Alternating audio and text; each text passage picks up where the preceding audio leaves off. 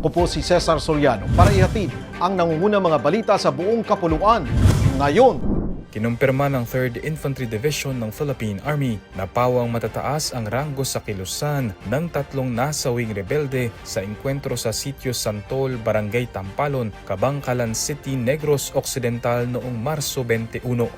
Pinangalanan ng mga nasawi na sina Richie Verano alias Makoy o Akiro, Vice Commander ng Regional Strike Force, Milky Sampini alias Gorting, Finance and Logistics Officer ng RSF, at Jodil Balsimo alias Junjun o Cairo, Squad Leader ng RSF. Agad na dinala sa Sola Gracia Funeral Home sa Cabangcalan ang labi ng tatlo habang nakikipag-ugnayan ang otoridad sa kani-kanilang naulilang pamilya.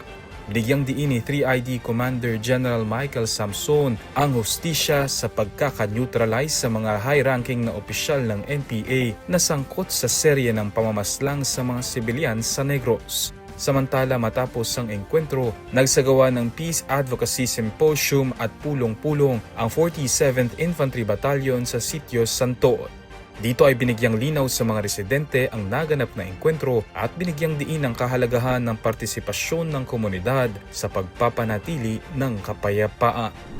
Umabot sa 7.4 million pesos ang ipinagkaloob na pabuya ng Philippine Drug Enforcement Agency o PDEA sa 31 civilian informants bilang kapalit ng mahalagang impormasyon laban sa iligal na droga.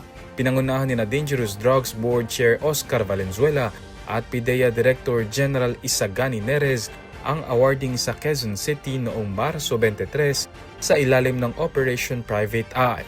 Bilang sa ginawaran ng isang informant na tumanggap ng 1.8 million pesos matapos magbigay ng intel na nagresulta sa pagkakasamsam ng 24 na kilo ng shabu at pagkakaaresto ng 3 suspects sa Quezon noong 2025. Layunin ng programa na palakasin ang partisipasyon ng publiko sa intelligence-driven operations laban sa iligal na droga.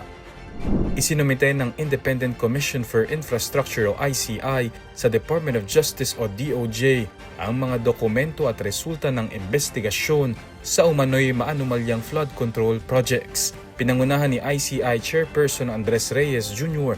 ang turnover na dinaluhan ni Justice Secretary Frederick Vida, ilang DOJ at NBI officials. Ayon kay DOJ spokesperson Polo Martinez, rerepasuhin muna ang mga papeles upang alamin kung may sapat na basehan para magsampa ng kaso. Posible rin itong i-refer sa ibang ahensya o sa Office of the Ombudsman kung kinakailangan. Nakahanda naman ang NBI na tumulong sa pagsusuri ng mga dokumento para sa karagdagang ebidensya. Mananatiling operational ang fact-finding body hanggang Marso 31 matapos ang 6 na buwang pagsisiyasat sa mga anomalya sa flood control projects ng pamahalaan. Para sa Kidlat News Channel, ako si Renzo Lenon, nag-uulat. Ako po si Cesar Soriano, kasama nyo sa bawat pagputo ng balita.